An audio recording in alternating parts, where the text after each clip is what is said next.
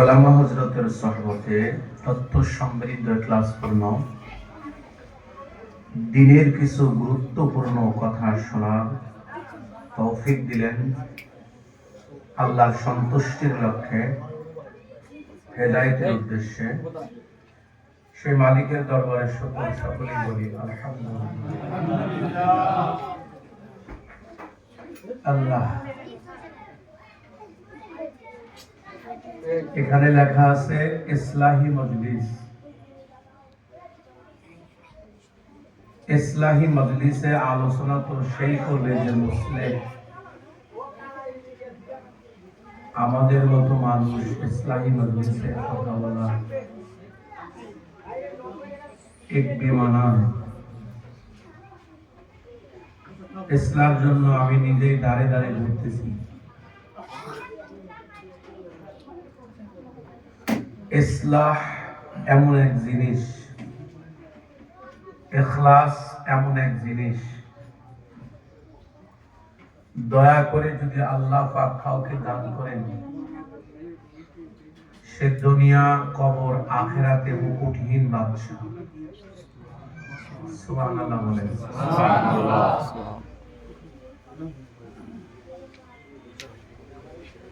ইসলাহ হতে হবে নিজের আত্মশুদ্ধি। ইসলাহ এটা ফরজ। আমি গাড়ির ভিতরে আসার সময় একখানা কিতাব মোতালা করতেছিলাম এই সংক্রান্তই। যে কিতাবখানা লিখেছেন যুগশ্রেষ্ঠ আলেম ফকিহুন নফস, এটা দিন আল্লামা তকি উসমানী হাফিজাহুল্লাহ আত্মশুদ্ধি নামক একখানা কিতাব তিনি সেখানে লিখেছেন। ওনার কিতাবখানা মোতালা করে নিজেকে এত ঘৃণিত মনে হচ্ছে। সফরের হালাতে আল্লাহর কাছে দোয়াও করেছে, রব, আমরা তো মানুষের মধ্যে ইসলাহি কথা বলি, অথচ তোমার তো আগে নির্দেশ কু আনফুসাকুম, দ্বিতীয় নম্বর নির্দেশ ওয়া আহলিকুম নারা। রবের নির্দেশ আগে তুমি নিজেকে বাঁচাও। আমার আওয়াজ কি শুনছেন আপনারা? রবের আগে নির্দেশ তোমরা নিজেকে বাঁচাও, এরপর জাতিকে, তোমার আহাল পরিবার, দেশ জাতিকে বাঁচাও। এই আয়াতের দৃষ্টিকোণে আমরা বুঝতে পারলাম আমরা কিন্তু সকলেই দায়িত্বশীল। আমরা কেউ দায়িত্ব থেকে মুক্ত নই। আলা কুল্লুকুম রাইন ওয়া কুল্লুকুম মাসউলুন আন রাইয়াতিহি।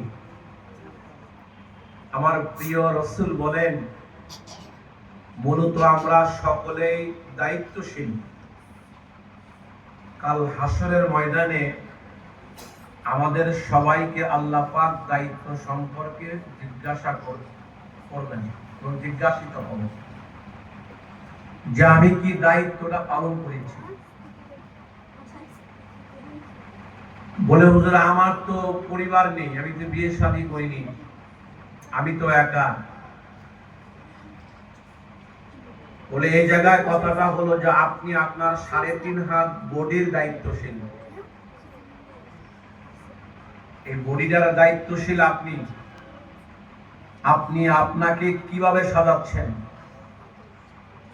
আপনি আপনার উপর জুলুম করেছেন কিনা। আজকে তো আমরা জালেমের নাম শুনলে ভয় পাই, অপরের জুলুম দেখলে তাকে জালেম বলে আখ্যায়িত করি। কিন্তু গভীরভাবে চিন্তা করলে দেখা যায় আমরাও কিন্তু জালেম কম নই, কারণ আমরা আমাদের উপরেই জুলুম করছি, অথচ আমরা নিজেরাও এটা বুঝতে পারছি না। এই কথা বলেন ঠিক না? আমরা কিন্তু নিজেরাও আমাদের উপর কি করছি, জুলুম করছি। তা কেমন? আমরা আমাদের উপরে জুলুম করছি, আমরা খোদাই বিধান না মেনে, রাসূল করিম সাল্লাল্লাহু আলাইহি সাল্লামের সুন্নাত না মেনে এবং গুনাহ মধ্যে নিমজ্জিত জালামনা, এই আয়াত দ্বারা প্রমাণ হয় যে আমি জানতাম আল্লাহ পাক তোমাকে এই দোয়াটা শিক্ষা দিতেন না। নিশ্চয় আমি আমার প্রতি জুলুম করছি। কেমন জুলুম? বলে আল্লাহর হুকুম না মেনে, নবী করিম সাল্লাল্লাহু আলাইহি ওয়াসাল্লামের সুন্নাতকে না মেনে বিভিন্ন গুনার সাথে সম্পৃক্ত হয়ে আমি আমাকে জুলুমের সমুদ্রে নিক্ষেপ করেছি। এই জন্য আমরা তো অপরকে জালেম বলছি, কিন্তু নিজেকে নিয়ে কখনো ভাবার সুযোগ আমার হয় নাই এবং ভাবছি না। এটাই আল্লামা তকি উসমানী তার কিতাবের মধ্যে সুন্দর করে ফুটিয়ে তুলেছেন। দেখেন, খুব গভীরভাবে চিন্তা করেন। হাবিব সাল্লাল্লাহু আলাইহি ওয়াসাল্লাম যখন পৃথিবীতে এসেছিলেন, নবী 40 বছর বয়সে যখন নবুয়তি পেলেন, দেখুন তো সে সময় আরবের অবস্থাটা কেমন ছিল, সমাজের অবস্থা কেমন ছিল। অন্ধকার থেকে অন্ধকার, এমন একটি মানুষ নাই যে মানুষটা আলোকিত। ঘোরাচ্ছন্ন অন্ধকার চতুর্দিকে। সেই সময়ে জনাবে মুহাম্মদুর রাসূলুল্লাহ সাল্লাল্লাহু আলাইহি ওয়াসাল্লাম নবুয়তি পেলেন। নবুয়তের নূর নিয়ে তিনি যখন এই ধরাধনে নতুন করে আত্মিকভাবে প্রকাশ হলেন, আসলেই মূলত নবী করিম সাল্লাল্লাহু আলাইহি ওয়াসাল্লাম জন্মগ্রহণ করেছেন দুইবার। সুবহানাল্লাহ বলেন। সুবহানাল্লাহ। একটা নতুন মনে হইল না? নবী করিম সাল্লাল্লাহু আলাইহি ওয়াসাল্লাম জন্মগ্রহণ করেছেন কয়বার? দুইবার। এটা কারি তৈয়ব সাহেব রাহমাতুল্লাহি আলাইহি তার কিতাবের মধ্যে আনছেন। একবার জন্মগ্রহণ করেছেন দৈহিক, আর একবার জন্মগ্রহণ করেছেন আত্মিক। দৈহিক মানে মা আমিনার পেটের থেকে মানব আকারে,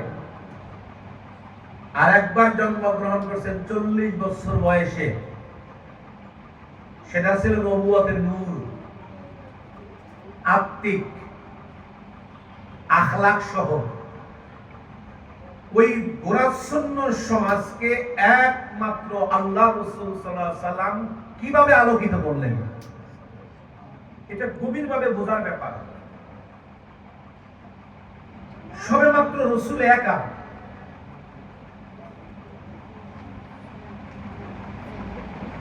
দিন বুঝনেওয়ালা কেউ নেই। কেবল ঘরে দাওয়াত দিয়েছেন বিবিকে। কিভাবে সমাজটাকে আলোকিত করলেন এবং এই সমাজ, দেশ, মানবতা, ইসলামকে রক্ষার এবং আপনার উসুলটা কি, সূত্র কি, কিভাবে সম্ভব? অথচ দেখেন, ইসলামের কথা প্রতিদিন হচ্ছে, বাংলাদেশে হাজার হাজার মাহফিল হচ্ছে। এরপরে বাংলাদেশের দিনের চর্চাও কম নয়। বিভিন্ন খানকা পীর মাশায়েখদের মেহনত, দাওয়াতে তাবলীগের মেহনত, এ কিন্তু কম নয়। বলেন, তারপরেও কি অন্ধকার দূর হচ্ছে? না। কেন যেন দিন যাচ্ছে, যেই দিনটাই যাচ্ছে সেই দিনই ভালো, বরং পরের দিনই খারাপ মনে হচ্ছে। কেন যেন অন্ধকার ধেয়ে আসতেছে আমাদের দিকে। আমার তো দেল বলে, আমরা মনে হয় জাতি হিসেবে কোন এক বড় যুদ্ধের দিকে রওনা দিচ্ছি। আল্লাহ যেন আমাদের হেফাজত করেন, আমিন।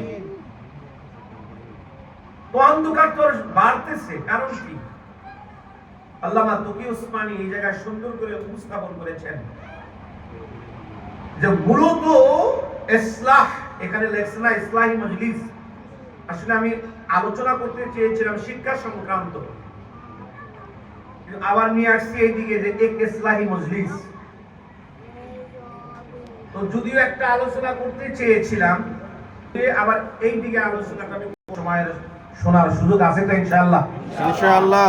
মনে মনে একটু দোয়া করতে থাকেন, আল্লাহ পাক যেন কার্যকারী কথাগুলো জবান দিয়ে আল্লাহ বের করেন। আমিন। এবং ওই অনুযায়ী আমাদের সবাইকে আল্লাহ যেন আমলের অভ্যস্ত করে দেন। আমিন। এটাই হলো মূল কথা। তো এত কিছু হওয়ার পরে অন্ধকার কেন? আসলেই মূলত আল্লাহর হাবিব এবং সাহাবায়ে কেরাম যেইভাবে ইসলাহ করেছেন নিজ ও জাতিকে, আমরা সেই সূত্রটা ভুলে গিয়েছি, সেই কোয়ালিটি এবং সেই নিয়ম নীতি আমরা ভুলে গিয়েছি। প্রশ্ন করতে পারেন তাদের ইসলাহ কেমন ছিল? এই জন্যই কালামে হাকিমে আল্লাহ আগে বলছেন ও আনফুসাকুম, এরপরে ওয়া আহলিকুম। এখানে প্রত্যেককেই দায়িত্বশীল। প্রথম দায়িত্ব হলো নিজেকে বাঁচানো। বলেন প্রথম দায়িত্ব কি? নিজেকে বাঁচানো। কি হইতে? সকল প্রকারের জুলুম হইতে, অর্থাৎ সকল প্রকারের গুনাহ হইতে নিজেকে কি করা? বাঁচানো। বাঁচানো, এটা প্রথম দায়িত্ব। দায়িত্ব যিনি পালন করেন তিনি তো দায়িত্বশীল। আর দায়িত্ব সম্পর্কে কাল মাহশারে আল্লাহ কি করবেন? জিজ্ঞাসা করবেন। তাহলে প্রথম দায়িত্ব আয়াতে কারিমের মধ্যে নিজেকে বাঁচানো। বলেন প্রথম দায়িত্ব কি? নিজেকে বাঁচানো। দ্বিতীয় নাম্বার দায়িত্ব হলো পরিবার, পরিজন, সমাজ, দেশ, এদেরকে বাঁচানো। কি হইতে? নার, জাহান্নামের প্রজ্বলিত আগুন, এখান থেকে বাঁচানো। প্রশ্ন, এই জায়গায় নিজেকে আগে বাঁচানোর কথা বললো কেন? দেখেন, সমুদ্রে যখন কোনো জিনিস ডুবে যায়, এই ডুবন্ত জিনিস উদ্ধার করার জন্য ডুবুরি ব্যবহার হয় নাকি? শব্দটা কি ভুল বলছি না কেন? না না, ডুবুরি ডুবন্ত জিনিস উদ্ধার করে, লাশ উদ্ধার করে, মৃত লাশ উদ্ধার করে। বলুন, মৃত লাশ যে পানির ভিতর থেকে উদ্ধার করে, নিজেকে আগে বাঁচাইয়া না নিজেকে মারিয়া? বাঁচায়া। এই জন্য আগে কি লাগায়? মুখে অক্সিজেন লাগায়। বলেন না, কি লাগায়? অক্সিজেন।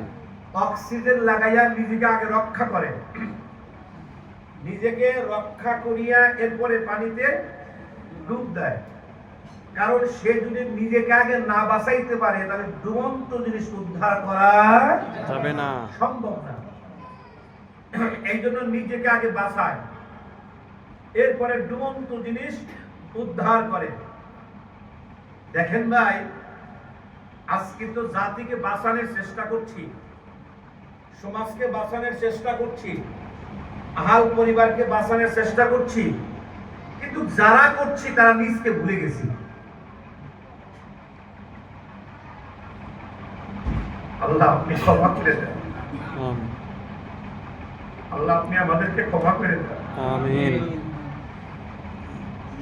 আমরা নিজেকে আগে ভুলে গিয়েছি। এই জন্যই আল্লাহ বলছে আতা'মুরুনান নাসা বিল বিররি, তারপর কি আছে? ওয়া তানসাউনা আনফুসাকুম। তুমি ভালো কথা বলতে বলতে, নসিহত করতে করতে নিজেকে ভুলে গেছো। বাঁচানোর চেষ্টা করি, সুযোগ পাইলে আমিও গুনাহ করি। অপরকে কুদৃষ্টি, নজরের হেফাজত থেকে বাঁচার কথা ওয়াজ করি, সুযোগ পাইলে নিজেও করি। অপরকে সুদ হইতে বাঁচানোর ওয়াজ করি, সুযোগ পাইলে আমিও হারাম গ্রহণ করি। অপরকে বাঁচানোর জন্য ওয়াজ করি, সুযোগ পাইলে সামনে গুনাহটা আসলে আমার দ্বারাও হয়। যদি এই অবস্থা হয় তাহলে না নিজে বাঁচতে পারবো, না জাতিকে বাঁচাইতে পারবো। এই জন্যই রব আগে বলছেন তোমরা নিজেকে আগে বাঁচাও। যেমন ডুবুরি নিজেকে আগে সেভ করে, আগে সেভ করার পরে ডুবন্ত জিনিস সেই জায়গা থেকে উদ্ধার করে।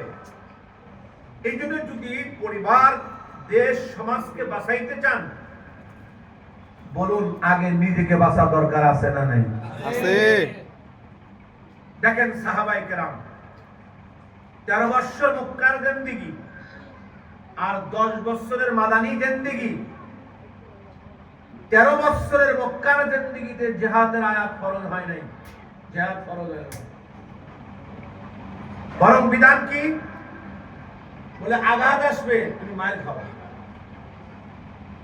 মায়ের খাইতে থাকো, প্রতিবাদ করিও না। স্বভাবত একজন মানুষ যদি কাউকে আঘাত করে একটু হলেও তো রাগ হওয়ার কথা, কথা বলে। আপনারা যদি কেউ আঘাত করে একটু হলেও কি রাগ হবে না? হবে। যতই দুর্বল হন তবু তো একটু মাথা চালাতে উঠবেন।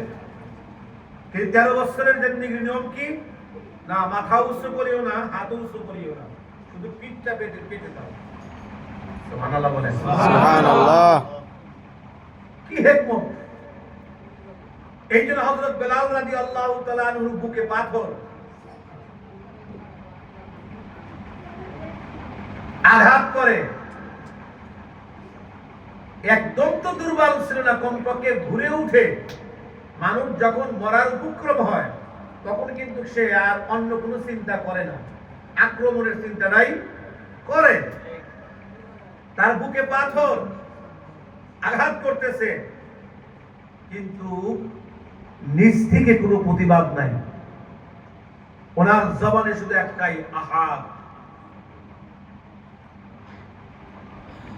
আজকে যার জন্য বুকে পাথর, যার ভালোবাসায় আমি উত্তপ্ত বালুর মধ্যে উপর দিকে তাকায়া কুদরতি নজরের দিকে, কুদরতি চেহারার দিকে তাকাইয়া বেলাল রাদিয়াল্লাহু তাআলা আনহুর মুখে একটা কথাই আহাদ, আহাদ, আহাদ।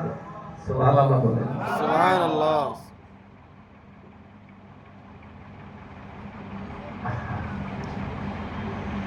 সাহাবায়ে কেরাম নিজেকে এমন আত্মসংশোধন করছেন, এ পরিমাণ গুনাহ থেকে নিজেরা বাঁচছেন, নিজেদেরকে আগে এ পরিমাণ হেফাজত করেছেন। ওই সময় 13 বছরের জিন্দেগিতে আল্লাহর রাসূল সাহাবায়ে কেরামকে এমন ভাবে গঠন করেছেন, এমন ভাবে তৈরি করেছেন, সাহাবায়ে কেরামের ওয়াজও লাগে নাই। তারা যে পাশ দিয়ে হেঁটে যাইতেন তাদের চেহারা দেখেও মানুষ ইসলাম কবুল করতেন। সুবহানাল্লাহ। ওয়াজও লাগে নাই। নিজেকে আত্মসংশোধনের মাধ্যমে, আত্মশুদ্ধির মাধ্যমে আল্লাহর সাথে এত গভীর সম্পর্ক করছেন, তামাম দুনিয়ার সারে মাখলুক তাদের গোলাম হয়েছেন। আকাশেও কথা শোনে, সূর্যেও কথা শোনে, বাতাসেও শোনে, ভূমিকম্পও শোনে, পদ নদীর পানিও শোনে, পদ বনের জঙ্গলেও শোনে। সুবহানাল্লাহ বলেন। সুবহানাল্লাহ। কথাটা একটু ভালো করে বোঝার চেষ্টা করবেন, একে অপরের জন্য একটু দোয়া করতে থাকেন। যিনি বলতেছেন তারও ইসলাম দরকার, যারা শুনতেছি তাদেরও ইসলাম দরকার। আমরা কেউ কিন্তু গুনাহ থেকে খালি না। আমিও যেমন আসামি, আপনিও আসামি। আমি যেমন মিসকিন, আপনারাও মিসকিন। এত দূর থেকে কষ্ট করে আসলাম, আমার হেদায়েত দাও আমার হাতে নাই। আমার হেদায়েত কার হাতে? আল্লাহর হাতে। আপনারা শুনতেছেন, আপনাদেরও হেদায়েত কার হাতে? একে অপরের জন্য একটু দোয়া করা। আল্লাহু আল্লাহু। নিজেকে তারা এ পরিমাণ চেকিং করতেন, নিজেকে এ পরিমাণ চেক করতেন। আসার সময় দেখলাম বুজুর্গানের দিন নিজেদেরকে আগে এ পরিমাণ হেফাজত করছেন। আল্লামা তকি ওসমানী খন্ড খন্ড কয়েকটা কথা নিয়ে আসছেন। তার মধ্যে একটা কথা হলো জুন্নুন মিসরি রাহমাতুল্লাহি আলাইহি এত বড় বুজুর্গ ছিলেন, ওনার বুজুর্গি মাপার মতো যোগ্যতা আমার নাই। আল্লাহর ওলির কাছে বেশ কিছু মানুষ আসছে, হুজুর বর্তমান আমাদের গ্রামে তো দুর্ভিক্ষ চলছে, প্লাস বৃষ্টি মোটেও নাই, খরা চলছে, সকল প্রাণীদের কষ্ট হইতেছে। অল্প কাছে একটু দোয়া করেন, মনে হয় কাজ হবে। হুজুর তখন চোখের পানি ছেড়ে দিয়ে বলতেছেন, বাবারা, দুর্ভিক্ষ এবং খরা হওয়ার কারণ হলো জহরাল ফাসাদু ফিল বাররি ওয়াল বাহরি বিমা কাসাবাত আইদিন নাস। বাবারে, রব বলছেন জলে স্থলে আকাশের সব জায়গায় বালা মুসিবতের মূল কারণ হলো বান্দার গুনাহ। জন্নুন মিসরে নিজের দিকে তাকায় কাঁদেন আর বলেন, বাবা, আমার মনে হয় আমার মতো গুনাহগার এই অঞ্চলে আছে দেখে এই খরা, এই গ্রাম থেকে আমাকে সরে দেওয়া লাগবে। বাবা, আমার মতো পাপের কারণে, পাপীর কারণেই বুঝে এই গ্রামে এত খরা, এরপরে এত কষ্ট, মনে হয় আমার কারণে। হুজুর কাঁদতে কাঁদতে বলতেছেন, আমি সইলা যাইতেছি, তোমরা থাকো। আমার মতো গুনাহগারের জন্য মাওলা বুঝি অসন্তুষ্ট হয়ে গেছে। কথাটা চিন্তা করছেন নাকি? এত বড় বুজুর্গ নিজের দিকে তাকায় বলতেছে, আমার চেয়ে বড় গুনাহগার আর কেউ নাই। অথচ আমাদের দিক তাকান, আমাদের হাজারো গুনাহ, কোনোদিন অনুভূতিও নাই। ঠিক। হাজারো গুনাহ। বলেন, আমি আপনাদের পায়ে ধরি, অনুরোধ করি, একে অপরের জন্য দোয়া করেন, একে অপরের জন্য দোয়া করতে থাকে। দুনিয়ার জিন্দেগি দেখে কে কি মনে করছেন আমি জানি না। আল্লাহর কসম, ওই যে মসজিদের বারান্দায় চার পায়া পালকি, ওই পালকি খানা যে বাড়িতে একবার ঢোকে, ওই পালকিতে একবার যে ওঠে, সে আর কোনোদিন ফিরে আসে না। ওই পালকিটা আমারও উঠতে হবে, আপনারও উঠতে হবে, কোনো সন্দেহ নেই।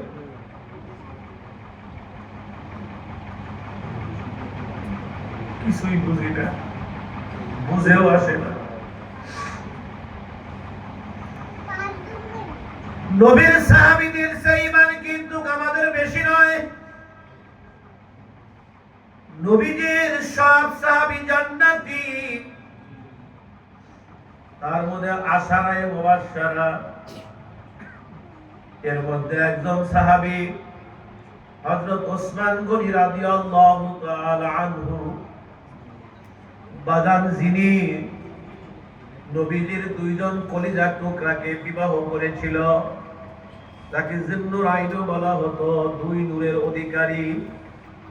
ওনার জীবনীতে এসেছে, উনি যখন কবরস্থানের পাশ দিয়ে হেঁটে যাইতেন, উনি কবরের ওয়াল ধরে ধরে এ পরিমাণ কান্না করতেন, যে রকম কোন শিশু বাচ্চার মা হারায় গেলে কাঁদে, কোন বাচ্চার বাবা মারা গেলে যেরকম কাঁদে,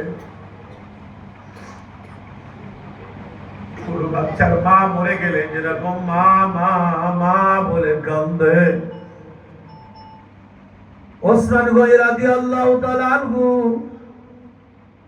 যখন কবরের পাশ দিয়ে হেঁটে যাইতেন, উনি কবরস্থানের ওয়াল ধরে এ পরিমাণ কাঁদতেন। সাহাবায়ে কেরাম পিছন দিক থেকে টানতেন, হুজুর আসেন, আপনি কবরস্থান দেখলে এত কাঁদেন কেন? আপনি জাহান্নামের বয়ান শুনে এত কাঁদেন না, অথচ আপনি কবর দেখলে এ পরিমাণ কেন কাঁদেন? হুজুর কাঁদেন আর বলতেন, বাবারে, আমার নবীজি আমারে বলে গেছে, আল কবরু আউয়ালু মানাজিলিল্লাহ, কবর হলো আখিরাতের প্রথম ঘাঁটি। আমার রাসূল বলছে, এই কবরে একবার যারা ঠকিয়া যাইবে, তারা বরাবরই ঠকিয়া যাইবে। আমি ওসমান গনি জানি না আমার কবরে কি হবে। আল্লাহ,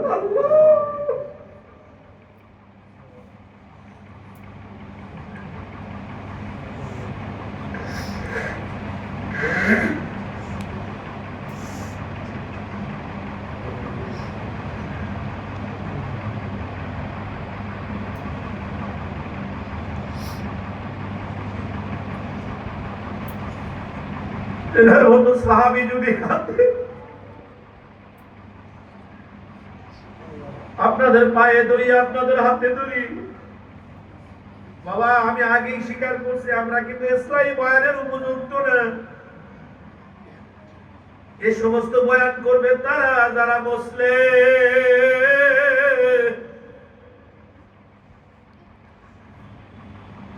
কারণ আমি নিজেই তো ইসলাম না, আমি কিভাবে বয়ান গুলা করতে পারি আমার বুঝেও আসে না। এই জন্য বাবা আপনাদেরকে নসিহত করছি না, আমি শুধু পায়ে ধরছি, আমি শুধু অনুরোধ করছি একটু বোঝার জন্য চেষ্টা করেন। কারণ আমার আপনার ইমান সাহাবীদের চেয়ে বেশি না, আমার আপনার ইমান নবীর কলিজার টুকরা সাহাবীদের চেয়ে বড় না।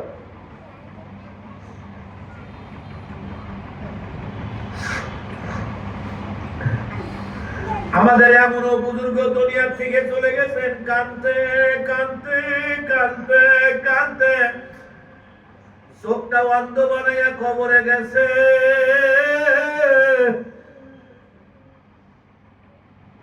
খোদা আমার শায়েখ ও মুর্শিদ, যার সহবতের বরকতে পেয়েছিলাম দিলের এই ব্যথা, যার সহবতের বরকতে পেয়েছিলাম চোখের এই পানি, যার সহবতের বরকতে পেয়েছিলাম মাওলা পাকের একটু পরিচয়। খোদা আমার শেখ ও মুর্শিদকেও দেখেছি, উনি কাঁদতে কাঁদতে পরিমাণ কাঁদতে। আমার শায়েখ ও মুর্শিদ আলহাজ হাফেজ হযরত মাওলানা আব্দুল মতিন নিসারী রাহমাতুল্লাহি আলাইহি, ওনার দাড়ি দিয়ে top top top top top top করে পানি ঝরতো। আজকের যে মেহমান আসছে, আজকের যিনি প্রধান মেহমান আলহাজ হযরত হাফেজ মাওলানা আব্দুল কাদের দামাত বারাকাতুহু, উনি কিন্তু আমার শায়েখের খলিফা। এ মুসলমান ভাইরা আমার, আল্লাহু যেই কথা আমি বুঝাইতে চাই, সাহাবায়ে কেরামের দিকে তাকান, নিজেদেরকে কত বড় আসামি মনে করতেন। খোদ হযরত ওমর ফারুক রাদিয়াল্লাহু তাআলা আনহুর দিকে তাকান, আল্লাহু আকবার। উনি একদিন হযরত হুযায়ফা ইবনুল ইয়ামান রাদিয়াল্লাহু তাআলা আনহুকে বলতেছেন, ও ভাই ইয়ামান, তোমার কাছে তো আল্লাহর রাসূল মুনাফিকদের তালিকা দিয়ে গেছেন। ও ভাই, তোমার পায়ে ধরি, তুমি একটু বলো মুনাফিকের খাতার মধ্যে আমার নাম আছে নি? ওমর ফারুক রাদিয়াল্লাহু তাআলা আনহু তো মানুষ, তিনি বলতেছেন, ও ভাই, মুনাফিকের খাতার মধ্যে আমার নাম আসেনি, আমার একটু নামটা দেখো ভাই। উনি ঘুরতেন আর কাঁদতেন, উনি ঘুরতেন আর কাঁদতেন। বাবারে, তিনি নিজেই কত পেরেশান থাকতেন, হাই আমি কি মুনাফিক হইয়া গেলাম। হযরত হানজালা রাদিয়াল্লাহু তাআলা আনহু নবীজির দরবারে যা কান্না করতেছেন, ইয়া রাসূলুল্লাহ, আমি তো মুনাফিক হইয়া গেছি। বলে, তুমি এই কথা বলো কেন? বলে, আপনার কাছে থাকলে তেল ভালো থাকে, বাহিরে গেলে তেল অন্ধ অন্ধ মনে হয়, অন্ধকার মনে হয়। নবী বললেন, না বাবা, এটা তো ভালো লক্ষণ। নিজের গুনাহকে নিজে দেখা, নিজেকে বড় আসামি মনে করা। এ আমার বাবাজিরা ও আমার সম্মানিত মেহমানেরা, কথা এটাই, নিজেকে বাঁচাও, নিজেকে গুনাহ থেকে বাঁচাও, নিজেকে জাহান্নামের আগুন থেকে বাঁচাও, নিজেকে পরিপূর্ণ দিনদার বানাও, নিজেকে মুসলিহ বানাও, নিজেকে ইসলাম করিয়া মাওলার কবরে যাও। এই জন্যই বাদামে কোরআনের সমুদ্রের মধ্যে রব বলছেন, ইয়া আইয়ুহাল্লাযীনা আমানুত্তাকুল্লাহ ওয়া কুনু মা'আস সাদিকিন। ওয়াদান বলে, পরিপূর্ণ ইসলামের জন্য আমি কি করব? আমার মাওলা কত দরদের মাওলা, আমার মাওলা এত ভালো মাওলা, আমার আল্লাহ এত রহমান, আমার আল্লাহ কত বড় রাহিম, আমার আল্লাহর কি পরিমাণ মায়া আছে বাবা, কি পরিমাণ দয়া আছে। আমি জাহান্নামের বয়ান করলে যতটা আমার কলিজায় লাগে, কিন্তু আমি যখন মাওলার রহমতের বয়ান করতে যাই, তখন আমার কলিজার মধ্যে লাগে, আমার কলিজাটা ছিঁড়ে যায়। আমার মাওলা কত ভালো মাওলা, আমার মাওলা যে কত দরদের মাওলা। আরে মানুষ যদি বুঝতো লাউ কানু ইয়ালামুন, আরে মানুষ যদি এই কথাগুলা বুঝতো আর আমার মালিক রে চিনতো, আমার মালিক কেমন মালিক। আল্লাহর কসম, কোন মানুষের দ্বারা গুনাহ তো দূরের কথা বাবা, গুনাহ করার সাহসও পেত না। বলে হুজুর কি শোনা আমার মাওলা কেমন দরদের মাওলা। বলে বাবা দেখ মাওলা কেমন দরদের মাওলা। তোমাকে আমাকে সৃষ্টির প্রারম্ভে আল্লাহর নাম রাখছে প্রেমিক করিয়া, ইনসান করিয়া নাম রাখছে। ইনসান করিয়া নাম রাখিয়া মাওলা আবার প্রেমিক করিয়াও ডাক দিছে, বড় আবেগ নিয়েও আল্লাহ কুদরতি জবান দিয়ে ডাক দিয়া বলে ইয়া আইয়ুহাল ইনসান, ইয়া আইয়ুহাল ইনসান, ইয়া আইয়ুহাল ইনসান মা গররাকা বিরব্বিকাল কারীম।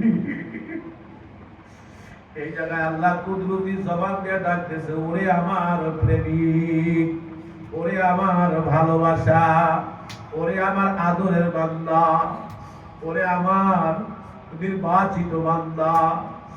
এই তোদেরকে কে আমার মোহাম্মত ও প্রেম থেকে কে দূরে দিল? আমারে কেমনে বলিয়া গেলি, আমারে ভুলিয়া অন্যদিকে অন্ধকারের দিকে কেন দৌড়াইলি? এই ইনসান, আমি তোর জন্য কি না করছি? তুই কি আমারে একদম ভুলে গেলি? দেখ তুই যখন একদম কিছুই ছিলি না, এক ফোঁটা নাপাক পানি ছিলি, বাবার ডিম্বাণু মার শুক্রাণু, এই ডিম্বাণু আর শুক্রাণু থেকে পেটের মধ্যে কত সুন্দর করে আমি কেমনে সেনিয়া সেনিয়া করে বানাইলাম। দেখ ওই মায়ের পেটে কেউ কারো হাত লাগে নাই, চক্ষুর জায়গায় চক্ষু দিলাম, নাকের জায়গায় নাক দিলাম, হাতের জায়গায় হাত দিলাম, যেই জায়গায় যে অঙ্গ দেওয়া দরকার আমি দিয়া তোরে সাজাইলাম। সাজাইয়া তোর মুখটা বন্ধ রাখছিলাম, কারণ তোর মুখ যদি খোলা রাখি নাপাক দিয়ে ভরে যাবে। এই জন্য তোর নামি দিয়া নারী দিয়া তোর মারি নারী এক করিয়া তোর মা খাইতো, ওইটা নির্যাস আমি তোকে পৌঁছাইয়া দিতাম। আমি তোকে পেটের মধ্যে এত হেফাজতে রাখলাম যাতে তোর কেউ নাই, মানুষ তো পানিতে ডুবিয়া মারা যায়, আর আমি আল্লাহ তোকে পানির মধ্যে সুমাইয়াই বাঁচাইয়া রাখছিলাম। তুই যখন দুনিয়াতে আসলি, কারণ তুই যে আমার প্রেমিক, তোরে ছাড়া আমি কিছুই বুঝি না। আমি তোরে বানাইছি, তুই বড় হইয়া যে আমার কুদরতি পায়ে সেজদা লাগাবি, আমি মাওলার ভালো লাগবে। তুই আমার আল্লাহ কইয়া ডাকবি, আমার ভালো লাগবে। এই ইনসান তুই করলি নাকি? মাওলাই কয় তুমি যখন মার পেটের থেকে আসলা, মার পেটের থেকে আসার পর যেহেতু নারীটা কেটে ফেলতে হবে, আর মার নারীর সাথে তোর কোনো যোগাযোগ থাকবে না, তাহলে তো তোর খানা মায়ের খানার নির্যাস তোর শরীরেও ঢুকবে না। আমি মাওলা কি করে দিলাম? আমি মাওলা তখন তোর জবানটা খুলিয়া দিলাম, মুখটা খুলিয়া দিলাম। আমি তো মাওলা জানি, কারণ তোকে আমি বেশি ভালোবাসি। তোর এখন ভালো খাবার, তোর গোশত খাওয়া যাবে না, তুই মাছও খাইতে পারবি না, কোনো ফল ফলাদিও খাইতে পারবি না। আমি মাওলা তুই আশা রাখতে তোর মার দুইটা স্তনের মধ্যে আমি এত সুন্দর দুধ বানাইয়া দিলাম। আল্লাহু আকবার। 18 রকমের ভিটামিন সেই দুধের মধ্যে আমি ঢুকাইয়া দিলাম। আবার ফের এত সুন্দর স্তন আমি ওই স্তনের ভিতরে ক্ষুদ্র ক্ষুদ্র ছিদ্রি করিয়া দিলাম। মানে যদি বেশি বের হয় দুধ থেকে মারা যাবি, বেশিও বের হয় না আবার কমও বের হয় না, যাতে তোর খাইতে অসুবিধা না হয়। আমি এত পাতলা করলাম না যাতে তোর পেট না ভরে, আবার এত গাঢ় করলাম না যাতে তোর পেট নষ্ট হয়ে যায়, আবার ফের এত তিতাও করলাম না যাতে খাইতে পারবি না, আবার এত মিঠাও করলাম না, আবার ঠান্ডাও করলাম না তোর ঠান্ডা লাগিয়ে যাইবে, আবার আমি এত গরম করলাম না তোর ঠোঁট পুড়িয়া যাইবে। আমি মাওলা কুসুম কুসুম কুসুম কুসুম গরম করিয়া 18 রকমের ভিটামিন দুধ আমি তোকে খাওয়াইলাম। এই বান্দা তুই কি দেখছিস আমি যে তোর কত পাগল? আমি জানি তুই বড় হইয়া গেলি, এরপর তোর মার বুকের থেকে তুই বিচ্ছিন্ন, এখন তোর অবস্থা কি? বলে না, ও আমার প্রেমিক, আমি প্রেমে পড়েই তোরে বানাইছি, এই জন্য আবার তোর জন্য কি বানাইলাম, হরবি রঙের মাছ বানাইলাম। এক এক মাছের এক এক মজা, এক এক প্রাণীর গোষ্ঠে এক এক মজা। এরপরে তোর জন্য এক ফল ফলাদি বানাইলাম, আমি জানি একরকম ফল হইলে শুধু রুচি অরুচি হইয়া যাবে, এই জন্য এক এক ফল এক এক গাছে এক এক ফল দিলাম, এক এক ফুলে এক এক রং দিলাম, এক এক ঘেরান দিলাম, এক এক ফলে এক এক মজা দিলাম। এবান্দা আমি জানি তুই বড় হইয়া তোর একটু বিশ্রামের প্রয়োজন, এই জন্য তোর আলোরও প্রয়োজন। দুনিয়ার চাইতে 9-13 লক্ষ গুণ বড় একটা সূর্যের ব্যবস্থা করলাম, আবার রাত্রেরও ব্যবস্থা করলাম আরামের জন্য। এত কিছু বানাইয়া বান্দারে কি করে না ফরমানি করো, কি করে তুমি গুনাহ করো। এই জন্য আমার মালিক বলে, ইয়া আইয়ুহাল ইনসান আল্লাহু ইন্নাল ইনসানা লিরাব্বিহি লাকানুন। আল্লাহ বলে মানুষ ধরো এমনি খারাপ। এবার বদলার কিছু নাই, বদলার করব না, শুধু আপনাদের পায়ে ধরে গেলাম, শুধু আপনাদের হাতে ধরে গেলাম। হাইরে যদি বলেন উঠে উঠে পা ধরে, তাও রাজি। বলে হুজুর এইভাবে পা ধরে কি বলবেন স্যার? ও বাজার কোন ছোট বাচ্চা যদি নদীর ধারে পানি দিয়ে খেলা করে, আপনি যদি জ্ঞানী হন বাচ্চাকে রাইখে যাইবেন না, মাথায় হাত বুলাইয়া বুলাইয়া বলবেন তুমি বাসায় যাও, কারণ খেলতে খেলতে খেলতে খেলতে তুমি যদি পানির মধ্যে পড়ে যাও, তুমি কিন্তু কোনোদিন আর আসতে পারবে না। আমরাও দেখতেছি আজকে আমরা গুনাহ করতে করতে কবরের কিনারায় দাঁড়াইয়া গেছি, কখন যেন আজরাইল খপ করিয়া ধরিয়া ফেলাইবে। ওই কবরের মধ্যে যদি ঢুকিয়ে যাও, তোমারই বা উপায় কি, আমারই বা উপায় কি। এই জন্য বাদাম সর্বশেষ কথা হইল, আপনাদেরকে একটু পরামর্শ দিয়ে যাচ্ছি, আপনারা নিজেরা গুনাহ থেকে বাঁচার জন্য আল্লাহওয়ালা যারা আসছে সুযোগ ছাড়বেন না। আল্লাহওয়ালাদের হাতে হাত থেকে বায়াত গ্রহণ করবেন। বায়াত মানে পরামর্শের জন্য আপনারা তার সাথে আবদ্ধ হবেন। গুনাহ থেকে কেমনে বাঁচবো, আল্লাহকে কেমনে পাবো, আল্লাহর পরিচয় কেমনে পাবো, এই জন্য হযরত ওলামায়ে কেরামের সাথে সম্পর্ক রাখবেন। বাজান গুনাহমুক্ত জীবন যাপন করে মাওলার কবরে যায় ঘুমাইবেন। আল্লাহ পাক আমাকেও তৌফিক দান করেন, আপনাকেও তৌফিক দান করেন, আমিন আমিন। মাশাআল্লাহ। আমার কষ্ট হচ্ছে, এই জন্য হুজুর এখন আসবে, নিয়ে আসেন, ঠিক আছে ইনশাআল্লাহ। ইনশাআল্লাহ।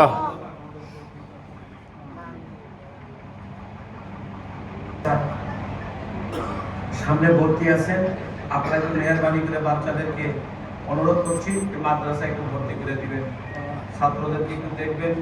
এবং যেই লোকের নামে এই মাদ্রাসা, এই সোনার মানুষটাকে যিনি ওই ফরিদপুরের জমিনে ঘুমাইয়া রয়েছেন, কবরের পাশে গেলে বোঝা যায় যে কবরের মধ্যে একটা মানুষ আছে। সুবহানাল্লাহ বলেন। সুবহানাল্লাহ। কি বলবো, অনেক কথা আছে, বলাও যায় না, সবাও যায় না। যোগ্যতা থাকলে কবরের পাশে কাশফুল পুকুরের ধ্যান করে এটাও বলা সম্ভব কোন কবরের কোন অবস্থা, এটাও সম্ভব। তো এই জন্যে একজন মানুষ আছে, তো আপনার ছেলে সন্তানের প্রতি অনেক দায়িত্ব আছে, আপনার ছেলে সন্তানের প্রতি অনেক নৈতিক দায়িত্ব। আজকে আমাদের এই সমাজ দেশ নষ্ট হয়ে যাইতেছে, তার মূল কারণ হলো বাচ্চাদের প্রতি আমাদের দায়িত্বহীনতা। তো এই জন্য অনুরোধ করব, এই ছেলেগুলাকে আগামী জানুয়ারিতে আপনারা মেহেরবানি করে ভর্তি করে দিবেন এবং এই মাদ্রাসাটাকে দেখে রাখবেন। মাদ্রাসাটাকে যাতে আরো বড় হয়, আরো সুন্দর হয়, এই দিকটা